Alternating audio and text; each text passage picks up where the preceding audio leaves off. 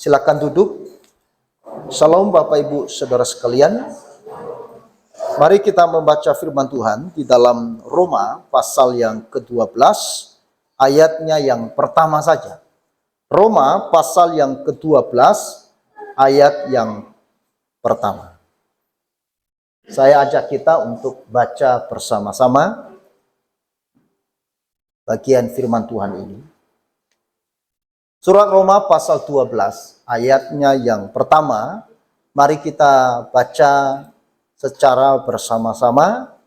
1, 2, 3. Karena itu saudara-saudara, demi kemurahan Allah, aku menasihatkan kamu, supaya kamu mempersembahkan tubuhmu sebagai persembahan yang hidup, yang kudus, dan yang berkenan kepada Allah. Itu adalah ibadahmu yang sejati. Amin. Tema pagi ini adalah persembahan hidup. Kalau minggu yang lalu temanya adalah memberi yang terbaik. Nah, saudara-saudara, seorang filosof Yahudi itu berkata begini, jika seorang Yahudi mempersembahkan korban mereka, sebenarnya hanya menjalankan peran sebagai hamba Allah. Tak ada satupun milik yang mereka akui sebagai milik pribadi. Landasan pemahaman mereka di dalam perjanjian lama adalah bahwa segala yang mereka miliki itu berasal dari Allah.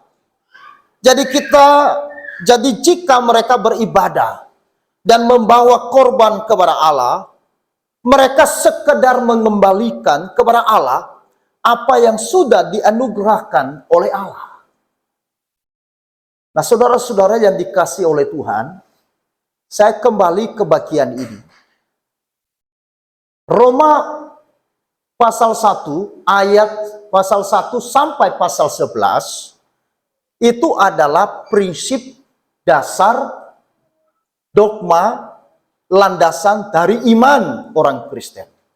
Lalu pasal 12 sampai selesai itu bicara mengenai aplikasi atau praktisnya kehidupan beriman. Sekarang saudara-saudara coba kita baca di dalam Roma pasal 11 ayat yang ke-36. Kita baca bersama-sama ya. 1, 2, 3. Sebab segala sesuatu adalah dari Dia, dan oleh Dia, dan kepada Dia. Bagi Dialah kemuliaan sampai selama-lamanya. Kitab Roma dibawa pada puncak doktrin, puncak pemahaman, yaitu apa? Bahwa segala sesuatu dari Dia, oleh Dia, kepada Dia, dan bagi kemuliaan Allah. Lalu baru kemudian pasal 12. Sekarang Paulus bicara bagaimana mengaplikasikan, menghidupi dasar firman Tuhan dari pasal 1 sampai pasal 11 itu. Ya. Lalu kemudian pasal 12 itu dimulai dengan kata apa? Kita baca sekali lagi saudara, ayat 1. Karena itu saudara-saudara, demi kemurahan Allah, aku menasihatkan kamu supaya kamu mempersembahkan tubuhmu sebagai persembahan yang hidup, yang kudus, dan yang berkenan kepada Allah. Itu adalah ibadahmu yang sejati. Pasal 11 ayat 36 disambung dengan kata apa? Karena itu. Saudara, di dalam pelajaran bahasa Indonesia, kata oleh karena itu atau karena itu disebut kalimat apa?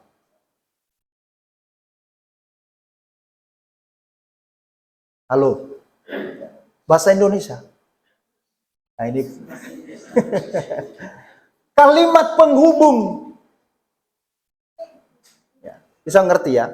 Jadi artinya ketika Paulus berbicara di pasal 12, ini bukan terpisah dari sebelumnya.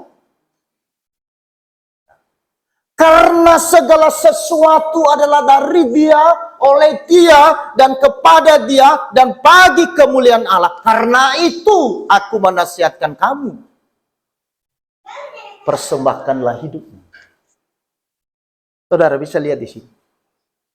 Ini adalah sesuatu yang luar biasa. Makanya kita tidak dapat menanggapi Allah dalam kasih kecuali kita sudah mengalami sesuatu dari Tuhan. Kita tidak bisa mempersembahkan hidup kita. Kita tidak bisa membawa korban kita kepada Tuhan kalau kita tidak mengalami sesuatu dari Tuhan. Maka orang yang mempersembahkan hidupnya sebagai persembahan yang hidup, yang kudus, dan yang berkenan kepada Allah adalah seseorang yang telah mengalami sesuatu dari Allah. Dan kemudian dia mengerti bahwa segala sesuatu itu adalah bagi Allah.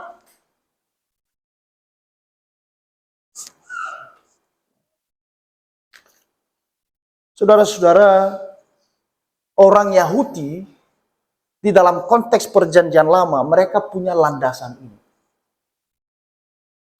Bahwa segala sesuatu yang dimiliki, segala sesuatu yang dicapai hari ini, segala sesuatu yang didapatkan hari ini, bahkan seluruh miliknya, itu bukan milik saya. Mereka tidak mengaku itu sebagai miliknya. Tetapi ini adalah anugerah Allah. 1 Tawarik pasal 29 ayat 14. Kita baca bersama-sama 1, 2, 3. Sebab siapakah aku ini dan siapakah bangsaku, sehingga kami mampu memberikan persembahan sukarela seperti ini. Sebab daripadamulah segala-galanya, dan dari tanganmulah sendirilah persembahan yang kami berikan kepadamu. Semua yang kita bawa, semua yang kita persembahkan, itu bersumber dari tangan Allah sendiri yang menganugerahkan kepada kita. Bukan dari tangan kita. Jadi Allah memberikannya sesuatu dari tangannya kepada saya, lalu kemudian saya membawanya.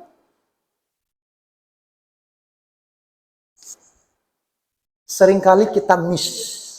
Kita berpikir bahwa tangan kita yang menghasilkan sesuatu. Sehingga adanya berkat itu. Lalu dengan bangganya, kemudian kita mempersembahkan kepada Tuhan yang adalah milikku. Tidak.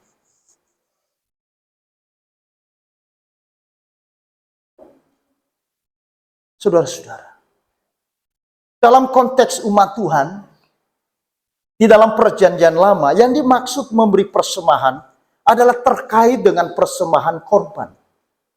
Misalkan korban bakaran, korban sajian, korban keselamatan, korban penghapus salah, dan yang lainnya. Semuanya itu bertujuan apa, saudara? Di dalam perjanjian lama, yaitu bertujuan pada rekonsiliasi antara Allah dengan manusia.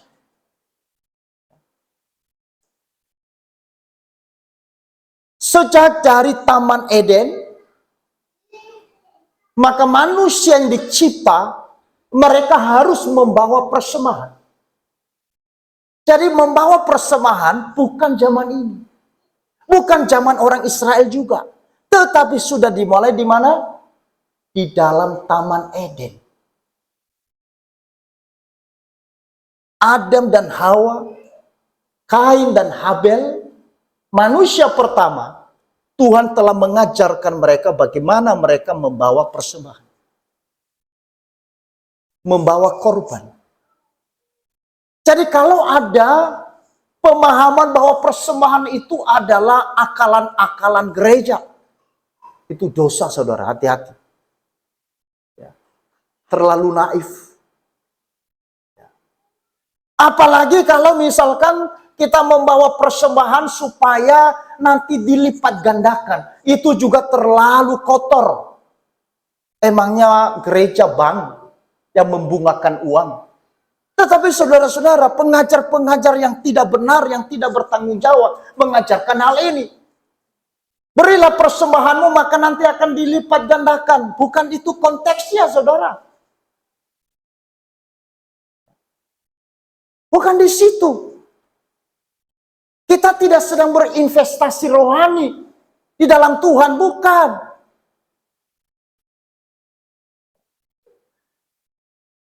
Kalau engkau beri 1, nanti dikasih 2. Kalau engkau beri 10, nanti dikasih 100. Wah, luar biasa. Saudara-saudara yang dikasih oleh Tuhan. Tetapi tujuan umat Tuhan di perjanjian lama membawa korban kepada Tuhan, yaitu bertujuan pada rekonsiliasi antara Allah dengan manusia. Maka itu semuanya ketika mereka membawa korban bakaran kepada Tuhan, mereka sedang datang kepada Tuhan membangun hubungan kembali. Ketika mereka ada salah dan dosa, lalu kemudian mereka datang ke dalam Tuhan dan membawa korban sebagai tanda, sebagai bukti dari hubungan yang telah diperpulihkan. Melalui korban itu, yang kudus itu, kemudian terbangun rekonsiliasi antara Allah dengan manusia. Rekonsiliasi ini, saudara-saudara, kemudian pada akhirnya ini dikenapi di dalam Yesus Kristus ketika ia mati di atas kayu salib.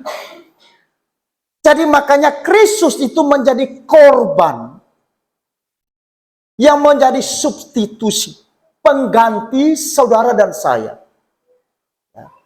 Sehingga dia menjadi pengantara antara manusia dengan Bapa, yang memulihkan dan memperdamaikan hubungan kita yang berdosa dengan Bapa. Itu dalam Yesus Kristus. Sehingga saudara tidak lagi kita mempersembahkan korban sekali setahun. Karena Kristus di dalam Ibrani dikatakan, dia telah menjadi korban sekali untuk selamanya. Nah, kalau Kristus tidak mati di atas kayu salib, maka sampai hari ini saudara dan saya harus mempersembahkan korban tiap tahun. Makanya saudara-saudara kita M itu mereka masih melakukan hal ini. Mereka persembahkan korban sekali setahun. Kenapa? Karena mereka tidak mengakui Yesus Kristus sebagai korban yang sempurna. Korban yang telah menyelesaikan masalah hidup mereka sekali untuk selamanya. Lalu apakah berarti pemberian korban atau persembahan tidak perlu atau tidak berlaku? Sering pikiran orang Kristen hari ini tersesat. Kristus sudah mati menjadi korban yang sempurna sekali untuk selamanya bagi saya. Buat apa saya membawa korban? Buat apa saya membawa persembahan? Buat apa saya memberi perpuluhan? Bukankah sudah dibatalkan toh? Saudara, hati-hati dengan ini. Jauh sebelum orang Israel, saudara, Tuhan sudah mengajarkan yang namanya perpuluhan. Saudara tahu di mana itu? Pada saat Abraham mempersembahkan perpuluhan kepada siapa? Melkisedek, imam besar, yang merupakan simbol daripada Yesus Kristus. Itu artinya bahwa hukum ini tidak pernah dibatalkan. Bukan karena Kristus telah mati di atas kayu salib dan dia menjadi korban yang sempurna, lalu semua persembahan-persembahan itu dibatalkan. Sudah gugur, tidak lagi. Hati-hati saudara. Makanya Paulus memberikan makna ulang terhadap pemberian korban tersebut sebagai apa? Sebagai persembahan. Jika persembahan korban yang lama dalam perjanjian lama adalah kambing, domba, sapi, atau yang lainnya, maka di dalam perspektif yang baru yang dipersembahkan adalah apa? Tubuh yang hidup, kudus, dan berkenan kepada Allah.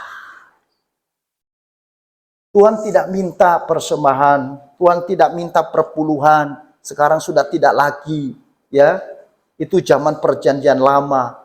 Saudara, saya mau katakan, justru Tuhan minta bukan hanya itu, bahkan lebih dari itu. Apa itu? Persembahan tubuh yang hidup, yang kudus, dan yang berkenan kepada Allah. Mana yang lebih besar nilainya? Korban bakaran, korban sapi, korban hewan, dan sebagainya, dengan persembahan hidup. Besar mana, saudara?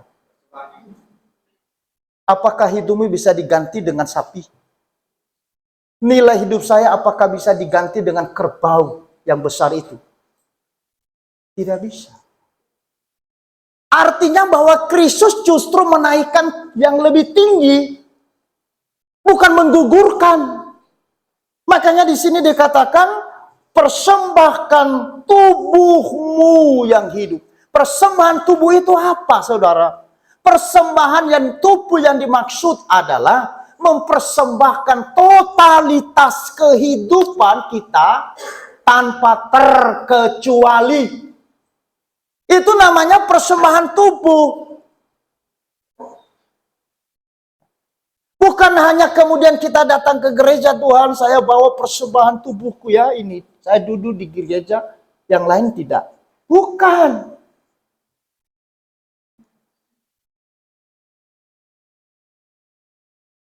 Persembahan tubuh yang dimaksudkan oleh Paulus di sini yang menyempurnakan dari apa konsep di dalam perjanjian lama adalah persembahan secara totalitas kehidupan kita tanpa terkecuali.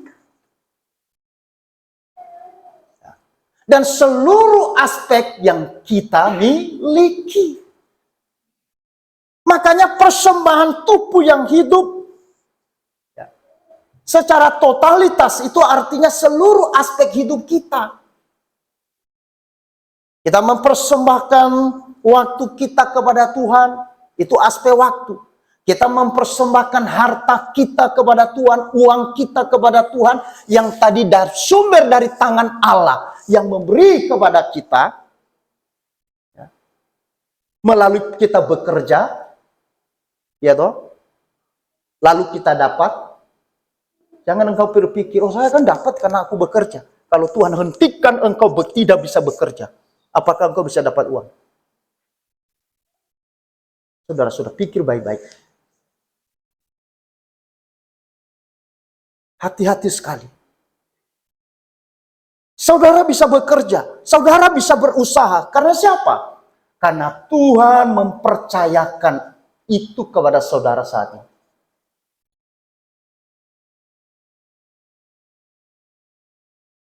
Kalau Tuhan ambil waktu kita, Tuhan ambil kesehatan kita, apakah kita bisa berusaha? Apakah kita bisa bekerja? Tidak. Maka itu sebabnya Paulus kemudian membangun sebuah perspektif yang baru supaya dimiliki tidak lagi berdasarkan hukum, tetapi mereka memahami sebuah konsep persembahan yang jauh lebih baik dalam perspektif yang baru. Karena kita tidak bisa menjadi persembahan yang kudus itu. Kita tidak bisa menyelesaikan masalah dosa kita, masalah segala sesuatu dalam hidup kita. Kita hanya bersyukur bahwa Kristus telah menjadi korban keselamatan bagi kita, menjadi jaminan yang hidup untuk seumur hidup kita, bahkan sampai kepada kekekalan. Itulah persembahan hidup, persembahan yang hidup. Yang kedua apa, saudara? Dikatakan apa? Persembahan. John Calvin mengatakan begini. Tubuh yang dimaksud bukan hanya kulit dan tulang-tulang. tetapi seluruh totalitas yang membentuk kita. Jadi yang dikatakan persembahkan tubuhmu sebagai persembahan yang hidup, bukan hanya kulitmu, bukan hanya tulangnya, tapi seluruh hal yang membentuk kita, itu yang kita bawa kepada Tuhan. Itu kata John. Yang berikut persembahan dikatakan persembahan yang kudus. Apa itu persembahan yang kudus? Artinya persembahan yang tanpa noda atau cacat dan hanya berpusat kepada Allah. Maksudnya apa, saudara?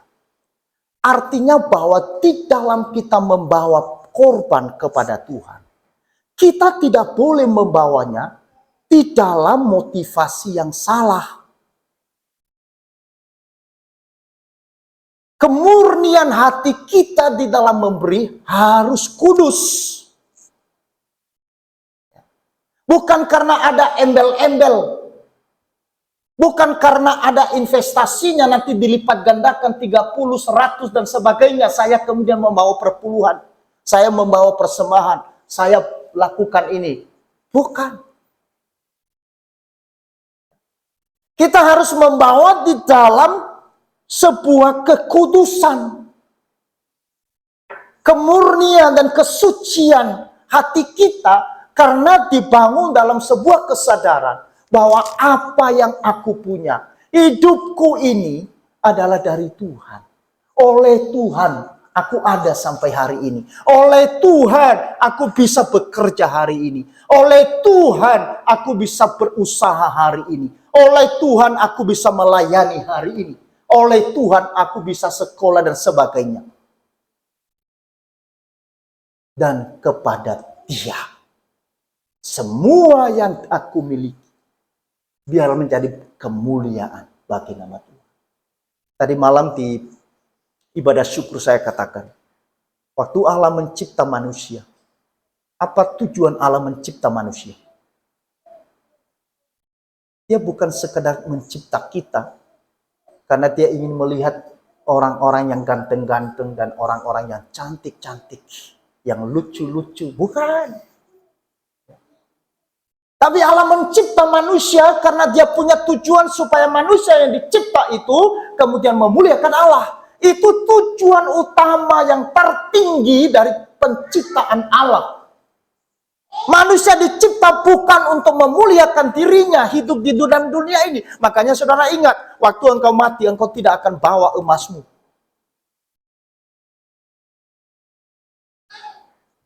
Istri saya waktu sakit keras, dia bilang, "Pak, copot semua cincin saya."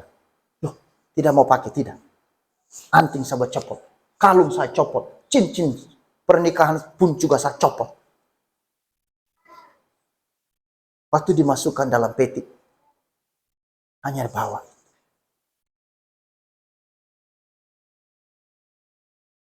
Saudara, tidak ada. Kita lahir, dicipta dari debu, kembali menjadi debu. Lalu apa kebanggaan dari hidup ini?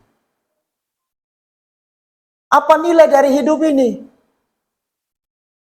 Ketika tubuh ini kemudian bertujuan untuk memuliakan Allah. Ketika tubuh yang fana ini kemudian bekerja, bergerak, melakukan sesuatu bagi kemuliaan Tuhan. Itulah hidup yang kemudian menjadi bernilai. Tidak ada artinya hari ini saya begitu bangga karena saya ganteng atau cantik. Tidak. Itu hanya menunggu waktu, saudara-saudara. Kegantenganmu, kecantikanmu itu hanya menunggu waktu. Betul enggak? Anak muda yang ganteng-ganteng ini, itu tinggal menunggu waktu. 20 tahun yang akan datang, rambut itu sudah rontok itu. Ya. Kemarin saya baru tidur itu kurang mungkin jam 2 lebih. Karena saya tunggu saya punya anak yang kedua bekerja. Ya. Karena dia ikut IO ya. Nah, jadi kalau ada event-event di hotel, dia sekarang bekerja Sitius. dia bekerja. Waduh, ini kok jam 12 belum pulang. Saya telepon nggak angkat, nggak masuk. Saya telepon pakai WA nggak bisa. Waduh, kemana ini anak? Nah, kok nggak ada apa sampaikan. Terus saya bengkon Osman, kenapa kok nggak adikmu ini nggak lihat ini? Ada wedding Pak. Wedding apa itu? Nah, itu lama pulang. Waduh, gimana ini? Saya baru pulang. Kemudian saya coba lihat, saya punya foto. Terlintas ada saya punya Alkitab lama. Ada foto saya. Saya coba lihat. Cakep juga. Saya lihat. Loh, apa bedanya hari ini? Saya kemudian berdiri. Ya, sembari sebanding. Oh iya, rambutnya. Rambut saya sudah mulai rontok di depan. Ya. Waduh, saudara. Tubuh kita ini dimakan oleh usia. Satu-satu nanti gigi dilepas. Ya toh? Geraham lepas. Copot. Nah mulai masuk. Ya kan gitu. Kan nggak mungkin kencang. Lama-lama kendor kan gitu. Meskipun engkau fitness, ya, tetap dia. Karena itu tubuh fana. Ya. Makanya bersyukur saudara kalau Tuhan dalam tubuh ini apapun adanya, ya, jangan malu, jangan minder dengan tubuh yang Tuhan anugerahkan bagi engkau. Amin. Gunakan itu sebagai alat untuk kemuliaan Tuhan. Ada orang yang sempurna secara fisik, tetapi tubuhnya yang sempurna justru dipakai untuk memuaskan dirinya. Tetapi ada orang yang dilahirkan dalam kecacatan. Mereka cacat. Mereka tidak punya tubuh yang utuh. Tetapi hidup mereka menjadi kemuliaan bagi nama Tuhan. Pencipta lagu yang luar biasa. Fanny Crosby. Seorang yang cacat. Sejak dari lahir. Tetapi dia tahu bahwa tubuhnya ini harus dipersembahkan kepada Tuhan. Untuk kemuliaan. Sehingga Fanny Crosby yang tidak bisa berbuat apa-apa. Di dalam kecacatannya. Tapi dia telah memberkati begitu banyak orang. Termasuk saudara dan saya dalam gereja. Sehingga kita bisa memuji Tuhan. Dengan lagu-lagu yang begitu hidup. Lagu-lagu yang penuh dengan kekuatan. Bahkan di dalam himne kita itu. Hampir begitu banyak lagu Fanny Crosby. Yang masih bergema, yang masih begitu luar biasa hari ini. Ya, seperti misalkan, aku memuji kebesaran-Mu, ajaib Tuhan, ajaib Tuhan. Itu lagu Fanny Crosby. Seorang yang cacat, tubuh yang tidak sempurna, tetapi bukan berarti bahwa dia tidak bisa mempersembahkannya untuk Tuhan. Di dalam kecatatannya, di dalam kekurangan dan kelemahannya, dia tahu bahwa dia ada hanya untuk kemuliaan Tuhan. Makanya saudara, ini adalah persembahan yang kudus. Kemudian, bagaimana saudara?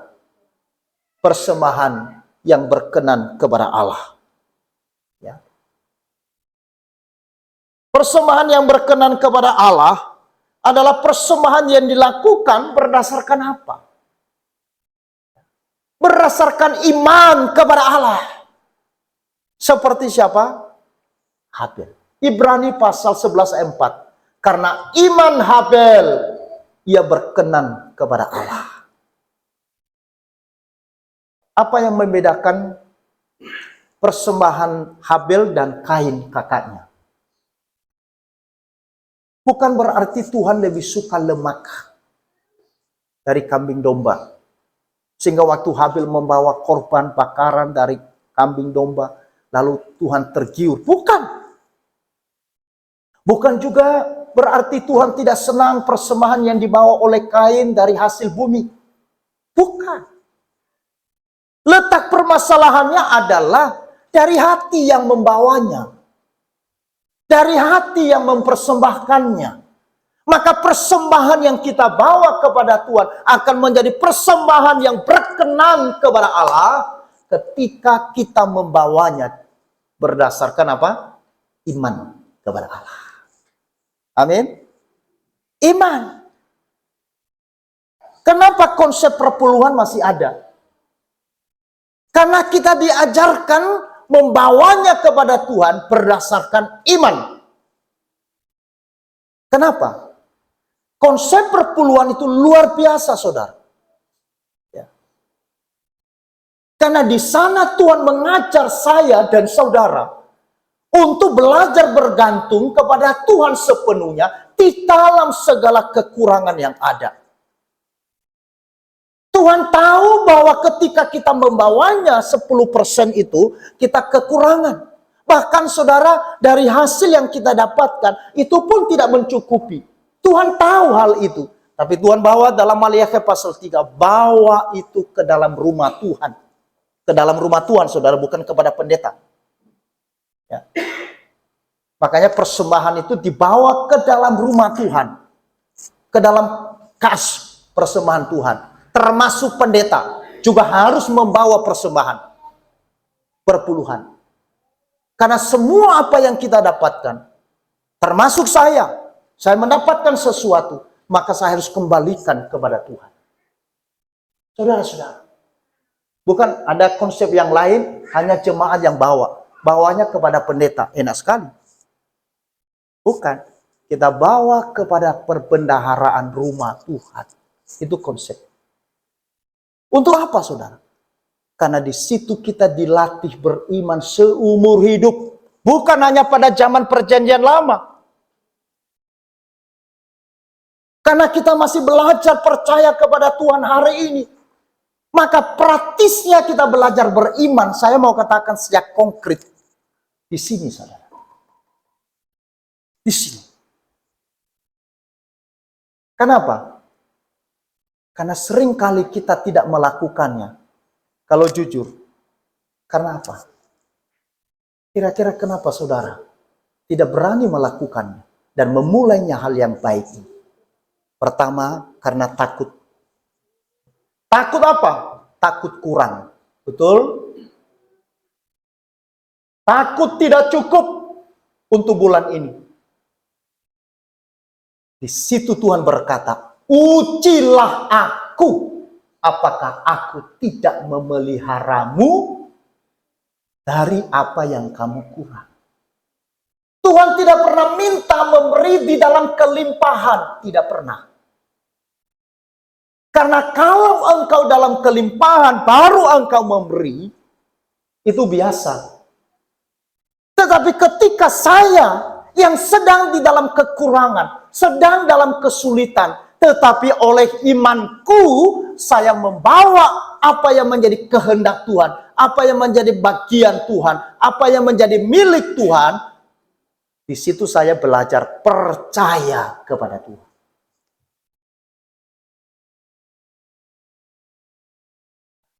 Makanya bagaimana kita menguji iman kita? Jangan jauh-jauh.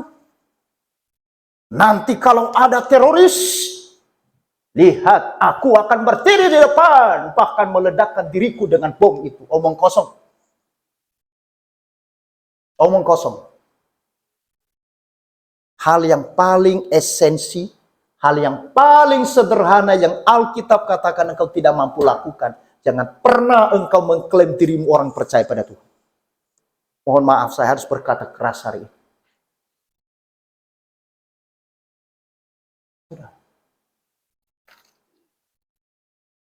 Tiap hari kita kurang. Karena itu saya percaya. Tiap hari tidak cukup. Karena itu saya harus belajar percaya. Amin. Tidak tunggu saya cukup. Tidak tunggu waktu berlebihan. Tidak cukup semua ada. Tidak. Tuhan bilang, pada saat engkau kurang, pada saat engkau tidak cukup, engkau percaya. Saudara-saudara, waktu Elia datang kepada seorang janda di Sarfat. Janda Sarfat, dia tidak memiliki kelimpahan gandum dan minyak, betul? Bahkan ketika Elia berkata, berikanlah aku roti. Tapi janda Sarfat mengatakan, Tuhan, hanya tinggal sedikit minyak dan gandum. Ini pun tidak cukup untuk saya dan anak saya. Sementara waktu itu kelaparan yang hebat terjadi di negeri itu. Tapi Elia berkata, berilah aku. Lalu janda Sarfat kemudian memberikan itu. Apa yang terjadi? Janda Sarfat kekurangan? Tidak, saudara. Dipelihara oleh Tuhan di masa kesukaran. Saya tidak mengatakan bahwa dia dilipat-lipat gandakan. Bukan, itu konsep yang salah. Ya. Konsep yang salah. Ya. Itu manipulasi orang yang tidak bertanggung jawab di atas mimbar untuk menggait persembahan. Bukan, saya bicara bukan untuk menggait perpuluhan saudara. Bukan. Karena saya juga memberi. Saudara-saudara, bukan. Saudara-saudara. Tapi Tuhan pelihara. Ini prinsip yang paling pertama. Hidupi ini dulu baru yang lain. Bagaimana kita mengaku bahwa Allah kita adalah pemelihara. Sementara kita tidak mengalami dia di dalam kekurangan dan kesulitan kita. Tuhan tahu kok. Saudara-saudara. Yang kedua, yang terakhir. Persembahan yang berkenan kepada Allah adalah persembahan yang didasarkan kepada iman. Dan yang kedua, persembahan yang dilakukan dengan kasih kepada Allah. Waktu engkau membawa persembahan, jangan engkau membawa persembahan dalam ketakutan. Di dunia ini seluruh agama menganut namanya persembahan, betul? Seluruh aliran kepercayaan menganut namanya korban. Bukan hanya orang Kristen yang membawa persembahan, saudara. Kalau hitung-hitungan persembahan kita dengan persembahan saudara kita yang lain, kita jauh kalah. Jauh. Coba lihat. Satu itu 1000. Betul ya? Itu berapa butuh tiap hari? Pagi, sore. Kadang-kadang siang. 1000. Kalau ada di rumah, ada di motor, ada di mana, ada di belakang, di muka, depan, dan semua di depan jalan, di sini. Itu berapa? Pagi, sore. Kita kalah. Kita ini tidak ada apa-apanya, saudara. Tapi mereka begitu luar biasa mentaati setiap hari. Tetapi persoalannya di mana? Persoalannya membawanya bukan karena kasih, tapi karena takut. Nanti kalau aku tidak bawa, kataruh di situ, nanti ada malapetaka. Tapi di sini dikatakan kita harus membawa persembahan hidup kita kepada Tuhan. Menjadi persembahan yang berkenan, yang menjadi persembahan yang harum di hadapan Allah. Yaitu ketika didasarkan dengan kasih kepada Allah. Bahwa apa yang aku bawa ini tidak bisa dinilai dengan kasihmu kepadaku. Karena itulah tadi saudara, ayat pasal 11 ayat 36, kemudian pasal 12 ayat 1, ini dihubungkan dengan kata karena itu. Paulus mengatakan, orang-orang percaya tidak mungkin bisa berespon, tidak mungkin bisa membawa korban kepada Tuhan, kalau tidak didasarkan pada sebuah kesadaran bahwa Tuhan adalah segala-galanya bagi saya. Kalau Tuhan adalah segala-galanya bagi saya, maka apakah Tuhan bisa diukur dengan uang? Apakah Tuhan bisa diukur dengan harta kita? Apakah Tuhan bisa diukur dengan milik kita? Tidak bisa, saudara. Karena itu saudara, Paulus memberikan satu tingkatan yang jauh lebih tinggi dari perjanjian lama. Kalau mereka hanya membawa korban bakaran dan sebagainya, tapi Paulus mengatakan bukan hanya itu. Karena Kristus telah memberikan hidupnya dengan seutuhnya kepada kita, maka kita juga yang mengasihi Tuhan, yang telah mengalami kasih karunia-Nya, mengalami dan menikmati anugerah, kekayaan kasih karunia-Nya, engkau harus juga melakukan mengasihi Dia. Kalau engkau mencintai seseorang, tetapi engkau tidak kembali mencintai dia, itu gombal.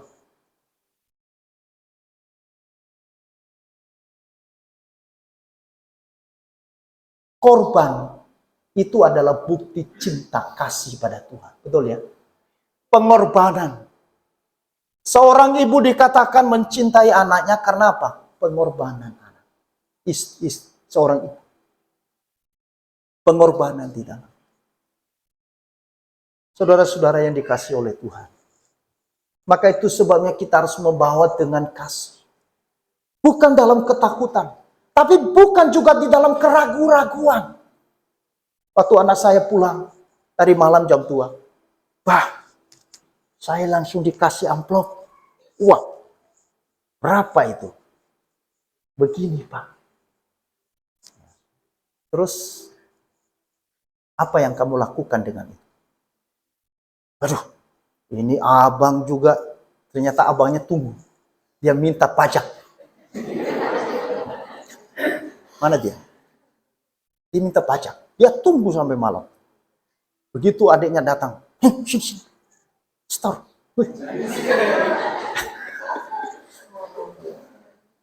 Terus, maksudnya apa? Itu abang. Oke, itu urusan lain. Nanti saya ngomong nggak boleh gitu. Tapi apa yang paling penting? Ya, aku tahu. Apa itu? Perpuluhan. Sekarang kalau perpuluhan bagaimana? Dia hitung. Oh ya. Sudah. Sekarang ambil. Bukan besok. Kami belajar dari rumah. Waktu saya menikah dengan istri saya ajarkan prinsip kepada istri saya. Ketika saya terima berkat Tuhan, saya serahkan ke istri saya.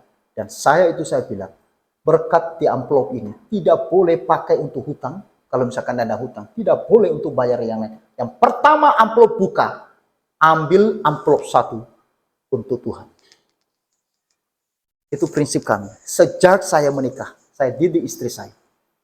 Dan saya didik anak-anak saya, termasuk keponakan di rumah saya. Didik di situ. Jangan pakai dulu beli roti, jangan pakai dulu gajimu untuk beli es teler. Jangan. Serahkan, cabut dulu yang punya Tuhan. Kembalikan kepada apa yang menjadi miliknya Tuhan. Baru yang lain. Orang yang di dalam katalisasi pernikahan, saya ajarkan manajemen keuangan. Masih ingat bukan?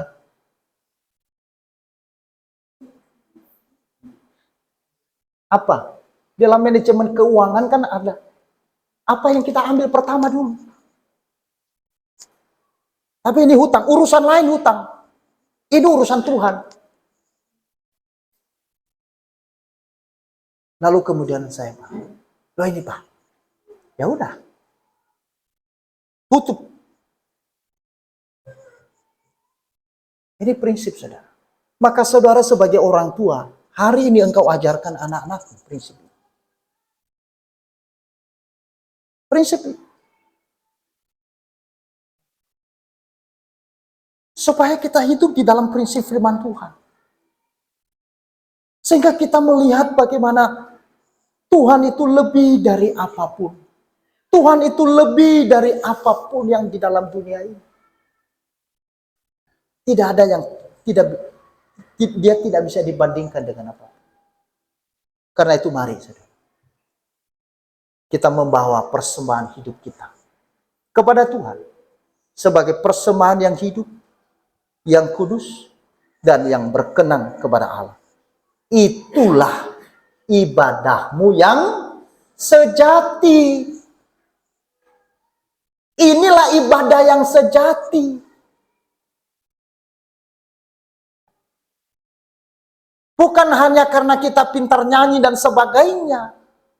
Tetapi ketika kita mampu mempersembahkan hidup kita sebagai persembahan yang hidup, yang kudus, dan yang berkenan kepada Allah. Dan di situ saudara-saudara, damai sejahtera yang melampaui segala akal itu akan memenuhi hidup saudara dan saya. Amin.